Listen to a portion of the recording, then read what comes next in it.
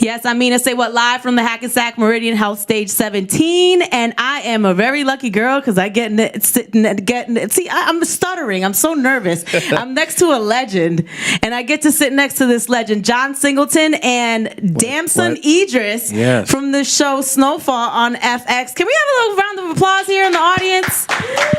You make me nervous, John. That's what it is.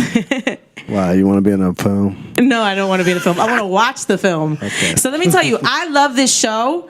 I was about the show before it was even released, and now after watching season 1, huge fan. I know a lot of my friends also huge fans. I first want to start off before talking about season 2.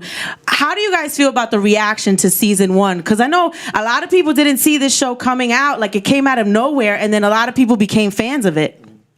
Well, I mean, we didn't when we did it. We didn't know what people were going to respond to. We knew it was going to be people would like it, but we didn't know how they were going to respond to it because there's so much stuff on television right now. So right. My thing was to really, as I say, break through the whole clutter and establish ourselves as as a TV show to watch. Yeah. Because my whole thing is we're trying to give you not a TV show but a movie every week. You know what I mean? Like, this dude, he's a movie star. Look at him. Look at you know what I mean? Like, look at the pearly whites. Black sexy. You know what I mean? Like, giving that British black sexy. For these you know what I mean? Like, that's how they're responding to it. And it feels good as a storyteller. I'm obviously young, so I'm on social media and Twitter and stuff. So that's where I really see how people are responding to the show. And anytime I kind of type in a search engine, Snowfall FX, it's beautiful. The comments are all positive and people are really tuning in and also cursing out people who are late to the show. Yeah. They're like, I told you about this last year. Yeah. Like, so it's great to get the response that we have. It's really nice when you feel like you get in the streets. Right. With something. Yeah, I've had to put a lot of people on too, like my friends, like you need to watch this show. Now in season 2, I know in season 1, so for those, if you haven't watched the show, I don't know what's going on with you, but this is about the infancy of the crack cocaine epidemic in LA, and I like how it attacks different kinds of people, different races.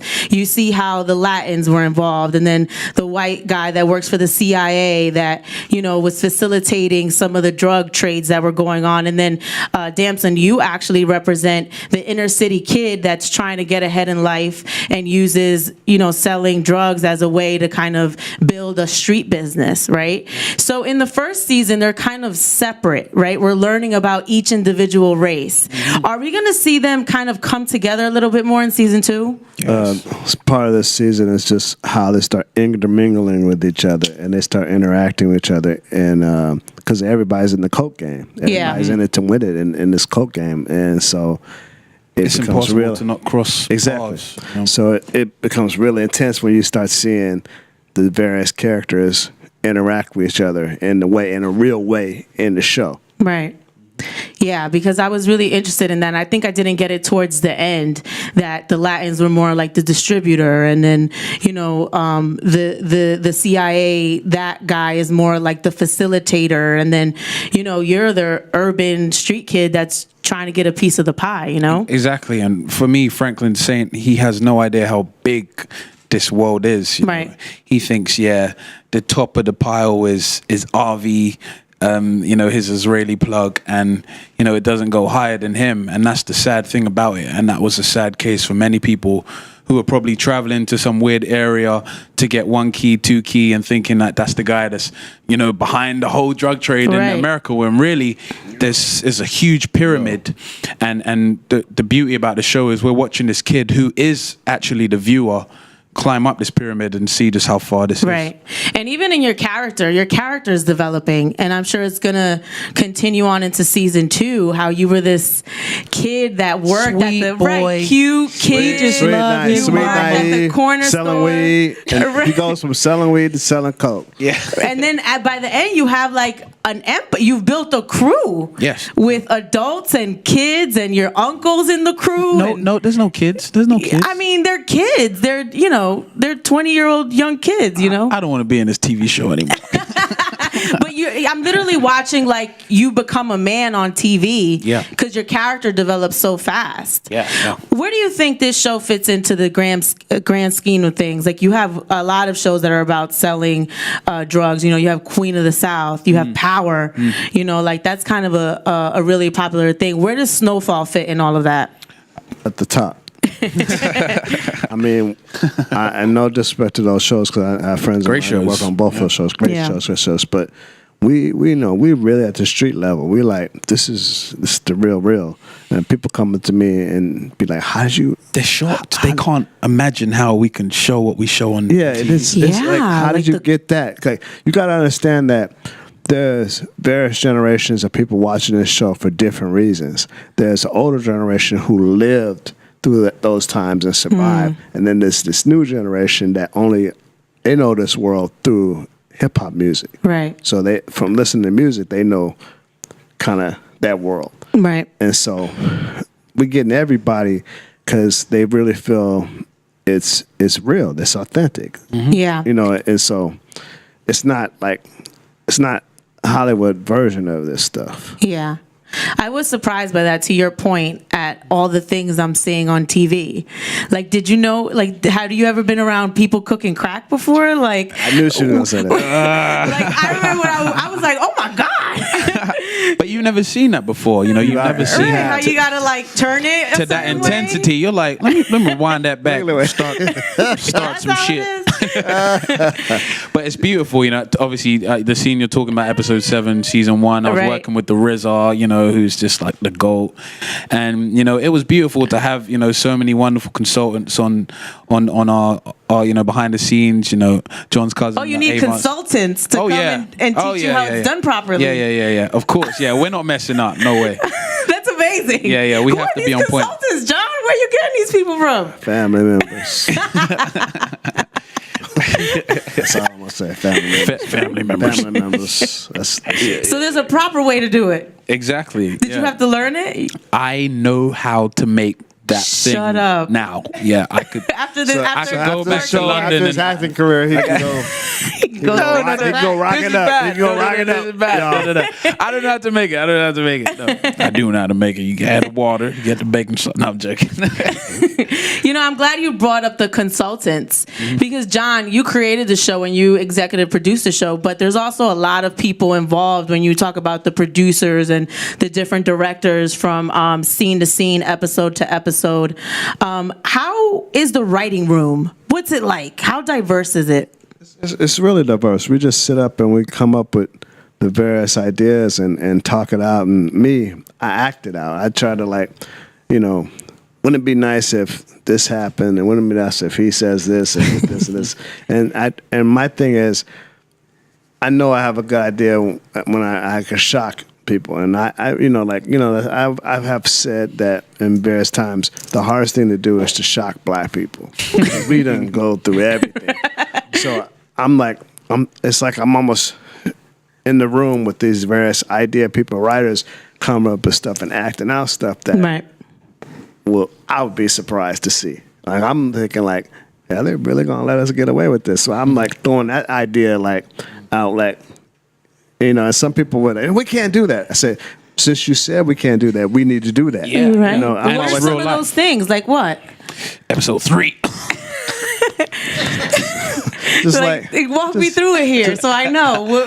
What did they try to stop? There was an altercation in episode 3, you see which last happened season? in season 1. Yeah, of course. I told you, I'm a A1 fan here, John. He see ain't the killing Carvel? him. He giving it to him. Carvel. Yeah, so the gay scene. That was quite It shocking. wasn't gay. It wasn't. It was gay. penitentiary. It wasn't gay. It was penitentiary. So they didn't want that.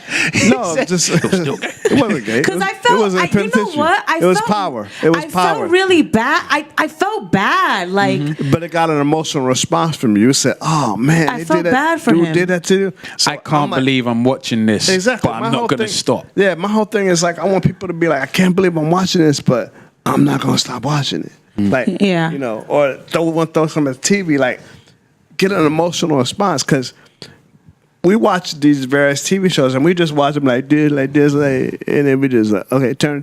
Like, I'm trying to get people to talk to the screen just like they do in the movies. They talk to the TV set. So that's But do you think that's too much? what? No, it can never be too much because we compete with all these other shows for like people to watch. So you may get something. Like Game of Thrones is so shocking. Some of the stuff. So.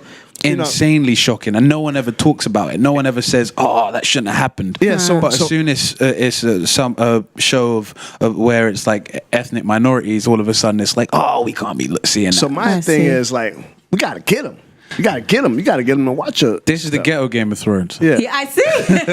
Well, then that character that raped the other boy, he got killed, right? Yeah, exactly. So when he got killed, I was like, okay, well, you out here doing, You deserve to die. right? Like no one deserves to die, but I kind of felt like really bad for the character that was abused in that scene. So then when But he was a bad guy too.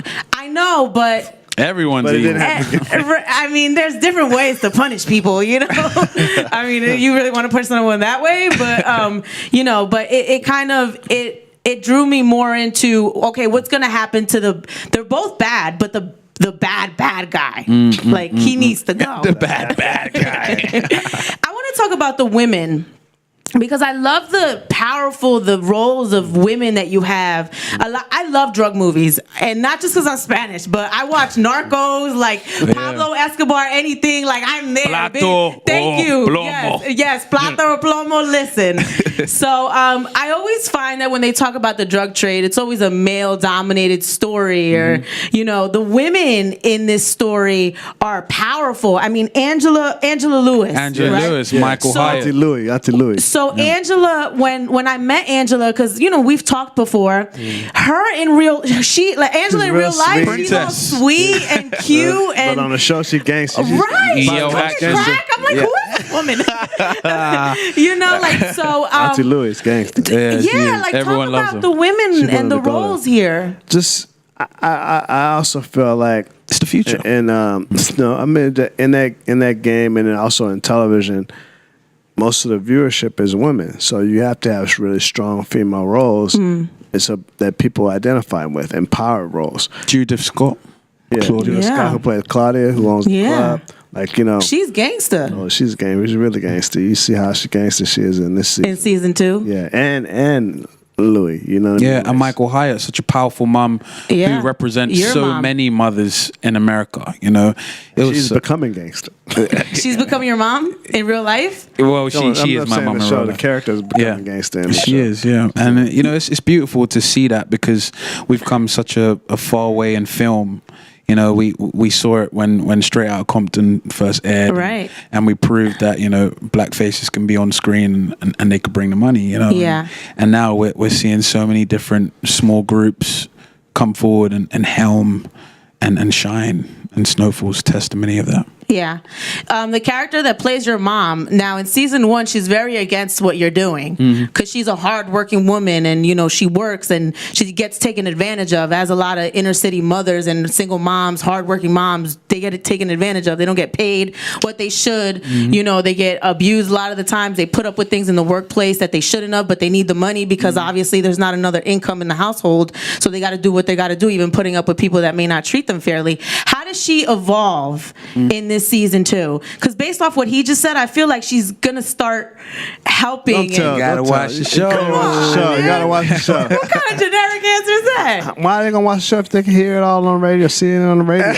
So there is an evolution here from his mom, right? Yes. Yeah, I mean, what I can tell you is this show is all about real life, and the reaction that Sissy Saint portrays on that screen is something that the majority of people would do as well. Right. Damson, I want to talk to you because I feel like your character is growing in the series, right? But as a person, how are you growing throughout this process and working with a legendary man like this? Well, apart from answer that for selling crack cocaine for real now, he's a much even better actor. He was hot to get the part, but he's a much better mature actor. I mean, this season he's like on fire in this part. bless. What did you see in him from the beginning that made you? Because you Just picked flavor, him? good looks.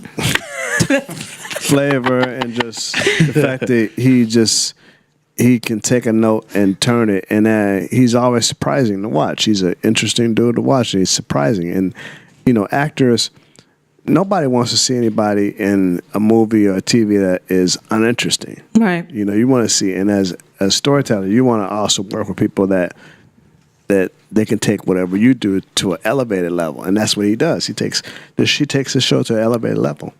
Wow. Did you hear that?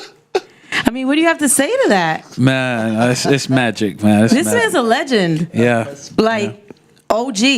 And we have it on film. Right? You can pull up the tape.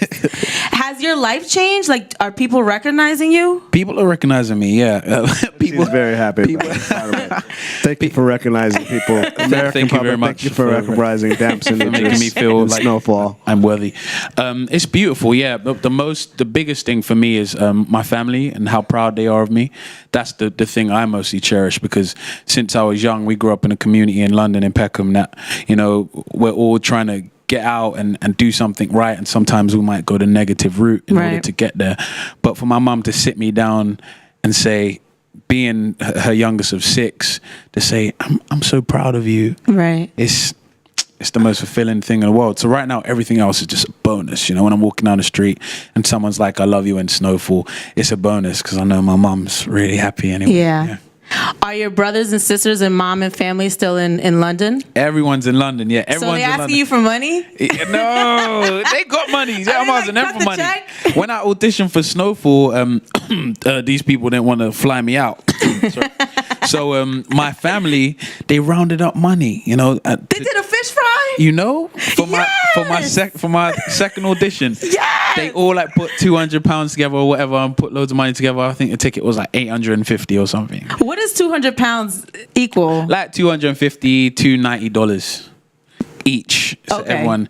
And my mom, this like, woman, damn, that's cheap. my mom gave me £400, and I was like, wow, this woman ain't never bought me she could never buy me any sneakers or anything, and She came through when you needed wrangled it. all that money, and so yeah, she have the world now.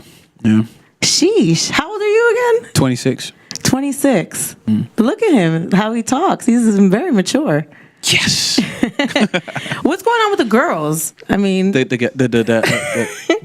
what? are girls do you have a girlfriend? What's the story there? I have a queen back home in London. Yeah. My DM's caught a body, but I'm Are you getting in trouble with your girlfriend now? Never.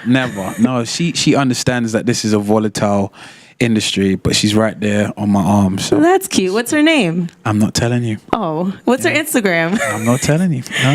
Have you claimed her on Instagram? On him, boy. Yes, I've claimed her in my heart. Oh, okay. You're on him. It's not real unless it's on Instagram, right? Oh my gosh! But thank God she's not that type of girl, and those are hard to come by. I see a lot of people post photos on Instagram and then break up and then delete all the photos. Yeah. It's kind of sad. Do you guys live together? No. Why you sounding like that? No, no, not yet. I don't have no money. They don't pay me. Pay him, John. They What's don't wrong pay with me. you? Season 3. He's like, when your contract comes around, we'll Checks in the mail. renegotiate. Checks in the mail. What's up with the sex scene? Wow. Talk to me about the sex scene. I was petrified. Did you have to wear a little cup? Yes, Okay, I had you to. wear the cup. But the actress, it was a very small cup. It was about that big. The actress was just phenomenal, man. It's funny because we actually shot that right in the height of the Me Too time, and I was obviously petrified. 1, because I've never done a sex scene before, and 2, I didn't want to say anything derogatory that would put her off for her to be like, oh, this happened. So I just kind of gave her all the power, and I think that's a beautiful thing, and that's the direction that we should be moving in, where women have more power and have more say on how they're going to be portrayed in film when it comes to those intimate scenes. Right. So that was smart. yeah, the director locked us in a room, was like, you guys handle it, and then ran. And then I was in there and I was just like, so, and then she was like, okay, so we're going to do this, and this. And it was perfect. She took control. She did, yeah. So you were like a sex scene virgin. I was. And she helped you. With a very That small makes cup. it better. That makes it all better. That makes it more better. Small cup. Because And a very beautiful black booty. because the women in the office were talking about your booty. Like, Ooh. Wait, what was my booty grade out of 10? They want to know if you squat. Like, they want to know your workout regimen. Wow. I swear to you. And I'm like, I'm not asking him that. I play soccer. Football. Play soccer. Football. The center midfield. Yeah. John, he brought up the Me Too movement. Legendary director, producer, you've seen a lot of things come and go. Now, you haven't been kind of accused or in any way associated with the movement, but there are a lot of actors that are now being talked about, called out on. Some of them can't find work. What are your thoughts on that? I mean, some people needed to be called out. Some people have lived and wallowed in bad behavior in Hollywood for years, and never had any repercussions. Right. And then there's other people, like the Morgan Freeman thing. Like, he just looked at somebody wrong, and then he was accused and lost a bag of work. So it's a give and take. I mean, I think that change is inevitable, and it's kind of great because it kind of like makes a whole clean slate of beautiful, yeah, of different. It makes Definitely. a whole clean slate of what behavior was basically. I won't even say accepted, but tolerated, and then we're not tolerating it. Yeah, no yeah. more. The beauty for me is obviously it always starts from the young people like myself, the younger generation of actors who are coming into this business, who now have this kind of ethical decorum where it's like, right, I need to act like this, I shouldn't do this, and now they're able to blossom into the best artists that they could be. It was, you talking about just 10 years ago, that wasn't the case. Right. People were exploiting people on the whole, and other folks felt that they couldn't speak up and they couldn't say anything. Mm-hmm. I mean, now they can. And they can. Well, I think it also causes people to reevaluate what is appropriate and not appropriate. I mean, I've had these conversations with my friends, my male friends, and a lot of people think you have to touch somebody to violate them, but it can be as simple as something that you say, or, exactly.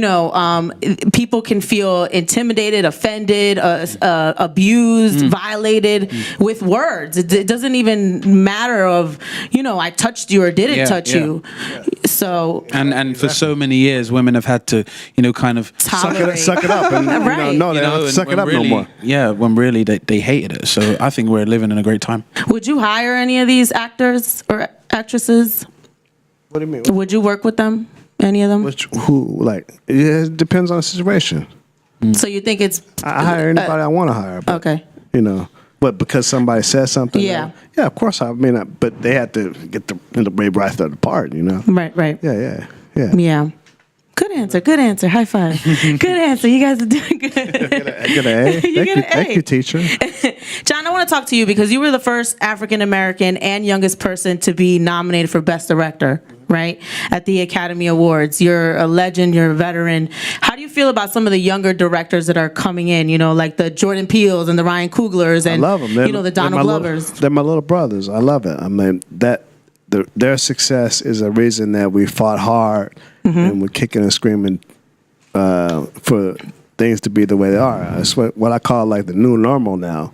Like it used to be like it was just a specialty thing what we were doing. Right. Now it's expected. Like cultural accuracy in the films, of people of color is like expected. And, you're not watching it and it's kind of half-assed and it's like. It's like, no. Yeah. It's the real, you're seeing the real stuff, the pure, uncut funk in film. You know what I mean? Because, you know what I mean? Yeah. And so that's what we fought for. Is their path different? Do you think it's I don't is think it the path as is any hard? different. I think it's still hard. I think it's still hard for everybody. But it's just if you really have an authentic vision and are a person of color, then, you can have a career, and it was very difficult before. It was much more difficult before. Yeah. But it's not like it's easy for those dudes. Right. At all. Right. They work hard. Yeah. We're in the age where there's a lot of reboots going on, right? And sometimes it's a good thing, sometimes it's a bad thing. You've been a part of some legendary films, Boys in the Hood, Baby Boy. and poetic justice. Can you tell me if there's any talk about some of these coming back? I'm not rebooting none of my stuff. Nothing. No, I'm not rebooting. You told me I was gonna be Baby Boy too. You said. And I was going to ask about that because Tyrese put something up and shouted you out and said right Baby now. 2. No? My baby brother Tyrese. No, we're not going to do it. I mean, Taraji, I just was with her 2 days ago. She's booked for like the next 3 years. And we're doing our next movie together, me and her. So it's like, nah. No. Baby Boy 2 is not happening. What? Damn, no more Jody for a long time? The youngest need to know about Jody. Not about Jody. Would you cast him to play? Can you play Jody? No, I'm not good looking enough to play Jody. They're doing something different with him. How about Taraji? Talk to me about your relationship with her. I mean, it's She's like my sister. She's like my sister. She's my creative and cultural sister. She went to Howard University. Mm-hmm. She did theater, and just when we get together, it's magic. Is she still the same girl? No, she's not the same girl. How so? She's evolved. She's evolved. She's more mature. I mean, she's still the same girl, but she's different. She's evolved. She's more mature. So cool. I met her at the Oscars. John took me to the Oscars this year. And we went to the bar and just drank with Siraj. And he was so... do y'all know who this is? He the future, honey. Like, she was pointing at me. I was just like, I love this woman. You're good at impersonations. Who else can you do? You can do anybody. Not anybody. Yeah. I could do Denzel Washington. Of course. Let's see it. Do Flight. Do the scene from Flight. Okay. Nobody could have landed that plane like I did. Huh? Yo! It wasn't It's scary, huh? It's scary. It's scary. Wait, who else? Who else? Oh, don't put me under pressure. Oh my God, I'm so fascinated right now. Okay, we got Satellite Radio. Hold on. Who? Jamie Foxx. Oh, yeah, Jamie. Jamie can do that. anyone. He is amazing. Yeah, that guy's... Do Old Dog from Minister Society. Man, you acting like a real right now. You acting real paranoid and and them killed your cousin in front of you. Blew his head off. And you ain't go through. Yo, I'm done. No, that I ain't letting none of that roll. That's why he's a star. Wait. That's why the kid's a star. I don't give a who out there. Damn it. I love that movie. Do you have to take classes? Because you have your accent and you don't have your accent. He sits up. He used to sit up as a kid.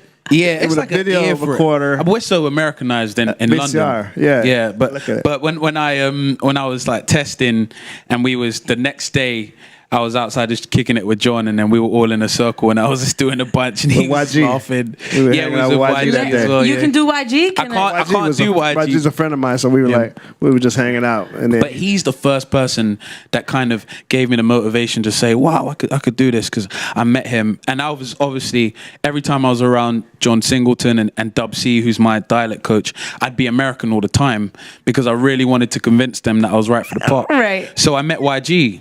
And I'm obviously American, but I'm talking to him as a British person. Right. So I'm like, "Oh, YG, what's up, man? Oh, you came to London, right? You coming back to the Wireless Festival?" And he was like, "Where you from?" And I was like, "Oh, I'm from London." He was like, "Oh, man, you sound like you from the set, though." And I was like, "Oh, is he throwing stuff up?" No, I'm from London. I'm from London, YG. I'm from London. Right. He was about to be in some shit. So then he started doing the scenes from different black movies in front of YG, and YG was like going crazy. Yeah, man. Yo, He's a great guy. that. I was just with him like 4 or 5 days ago in Dallas. Dallas, like, yeah. He's You huge gotta be fan careful of hanging out with YG here. No, he's good guy, man. Good guy. What's the coolest guy that you've met through John? The coolest person. It doesn't even have to be a guy. Wow. Oh my gosh, there's been so many people. Philadelphia last year. Oh, Kendrick Lamar. Oh, you introduced him? Yeah. Well, we was in the gym in that hotel on the Ritz, and then I met Kendrick In Philly. in Philadelphia. I remember that. I wasn't there with y'all, but I remember I remember it happened in Philly. Yeah. That was after I talked to y'all. Yeah. He comes like not being able to talk. Like, I was shocked. He was like running on a treadmill, and I went He's into mad regular. I went into the gym like this. I ain't about to work out looking like this. I sat on one of those gym balls, and I sat there for 35 And minutes, watched him run? and I watched him run. Does he run differently than people? He was like, I was like, this guy's fast. He's small, but movie, like Lionel Messi. And then I just walked up to him. I was like, "Hey man, what's up, man? My name's Dameson Idris. I'm a young actor on Snowfall. Like Snowfall, like it's from South Central, right? You're from there, right?" And then literally, he was just like, yeah, that's dope. That's dope." Does he watch? Did he tell you if he watches? Oh man, I don't know, man. Like I don't know. Because that was in the beginning. That was in the beginning of show, season 1. It had just come out. Right. But I know all his friends watch it. Right. So hopefully he watches. That's a busy guy though, man. Yeah. You know, I invited him to the screening in Philly that day, and he was like, "Well, you know, we on tour right now, so he shuts everything down. I'm gonna have to see if that's the right situation." Right. I was like, "Wow, this guy even talks Kendrick. amazing." That's funny. Yeah, he's the greatest. Kendrick now. Yo, I love this guy. You're gonna do all right, man. You stick with this guy. Yeah, fingers crossed. If you do the Tupac reboot, are you gonna put him in it? No. You're not gonna put him in the Tupac reboot? No, he's gonna direct me in something Nigerian next. Probably. We keep talking about that. I keep telling him we're gonna go to Nigeria and go get a bag. Like, you know, it's like. Are you still gonna do that? The Tupac reboot? No. I'm past that. Because last time we talked, exactly a year ago, this month, the Tupac biopic had come out. You were affiliated with the movie and then weren't affiliated. There was some back and forth regarding the creative differences with LT Hunton. Have you guys talked about that since? Yeah, I talked to him. And we made up our amends. You made up? Yeah, we made up. Good. Yes. I love that. Because it got pretty ugly on the internet. Yeah, it get real ugly. So what did you guys talk about? Like, what was the outcome of it? We just, you know, I just congratulated him on the success of the movie, and that was it. And, you know, that was it. You guys didn't talk about what happened, like what was said? I mean, yeah, but I ain't gonna do it on the radio right now for everybody. Yeah, private conversation, brothers to brother. You know what I mean? Like, you know, so. Yeah, so you guys patched it up, Exactly. moved on. So you won't be redoing the Tupac biopic? No. Okay, and there's Not for now. Not for now. Not for now, no. Oh, see how you just left it out there? You just let it linger there. Yeah, he's doing a Wesley Snipes biopic that I star in as Wesley Snipes. So tell me about season 2 more. Like, what direction is this headed into? Snowfall. I mean, just more danger and it's more intense. More danger? How does that happen? It's the coke game, so it's always dangerous. It's all this stuff that happens and different echelons of what this game is and how he's basically trying to move his family and his crew really into establishing his crack empire, and Right. other people are discovering how lucrative it is and how they can really like make some money in it. So, I mean, I don't want to tell you the whole story. You got to watch the show. I will be watching. It don't matter what you tell me. I will still be watching. I know, but we're talking all America right here. So I want all America to watch the show too. yeah. It's really interesting how these characters basically they're hustling in a way, you know what I mean? Like, and just like every one of these characters cross culture is hustling, you know, to get it in a different way. They're trying to sell this cocaine to get money for something. You know, the CIA guy Teddy McDonald is trying to fund a war in Central America. Right. So you got a lot of money, you got maybe millions of dollars to buy guns for the rebels. And like Lucia, she killed her family last year. Yeah. So she's heartless. She's basically trying to like basically build her empire outside of her family's legacy. With her boo also. Yeah, with her boo also. Yeah, you like that, huh? Yeah, you know, I like it. He's like, I'm not like her though. I'm not taking out Theo for the crack empire. Like, she's ruthless. She took out her Theo. but it's like, She's hardcore. Who's your favorite character on Snowfall?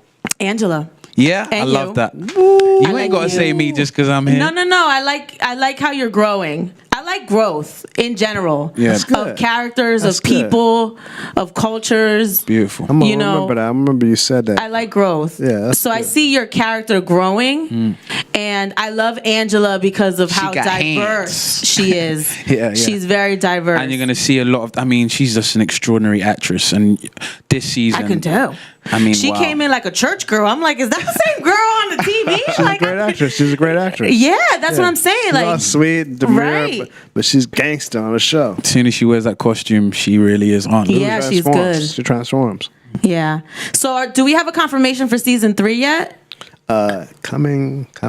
I don't like these roundabout answers you be giving me. Coming. What you mean coming? Yes or Can't say no? nothing until they announced it. Oh, okay. You know, we're on there. You working on it? Yeah, I'm working on it. Any new people you're bringing to the table that we should know about? No. No, just the No. The actors You won't that are find there out. You and won't actresses? find out. But in this season, D-Ray's in this season. I saw that. So what's his character? D-Ray? D-Ray plays Peaches. He's the enforcer. Peaches. Yeah, Peaches. Because he's a Vietnam War vet, and I know So that he's people, part of your and he crew? goes and offs them. Yeah, I know that people when he goes and Because you don't like killing people in this season. You make other people kill for you. he just blinks his eye.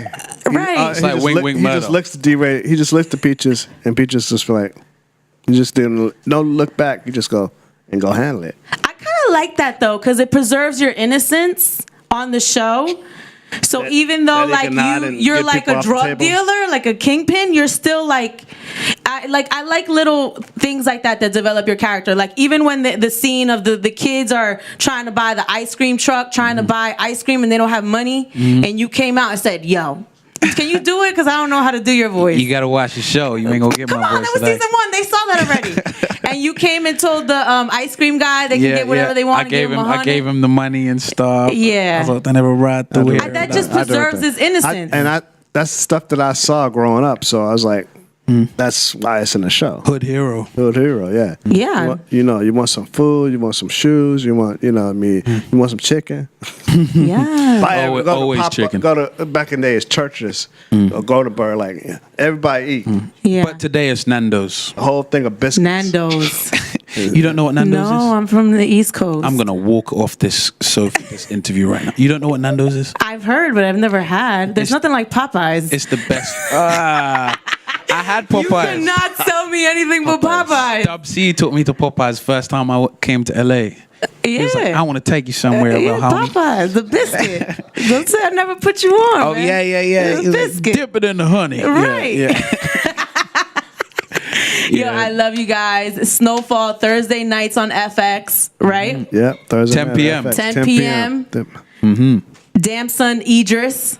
I keep wanting to call you Dameson. What's your nickname? Damn, son. Damn. Damn, son. But what's your nickname? What do your friends call you? Dams. Dams? As if there's a P after the M. Dams. Damps. Yeah. That's what we're going to call you. Hey, yo, Dams, let me get some money. Dams. I don't have any. Tell them, holla at my boy John. Yeah. Hold up, tell him to pay me. Then I'll Right. The legendary John Singleton. Always a great time talking to you, even though you don't really like to answer my questions sometimes. But Depends on what you ask me. we gonna let you the OG veteran, so we gonna leave it alone. Thank you guys for watching. Once again, Snowfall on FX, 10 p.m. every Thursday night. We're broadcasting from the Hackensack Meridian Health Stage 17. I'm Mina SayWhat. Thanks for watching.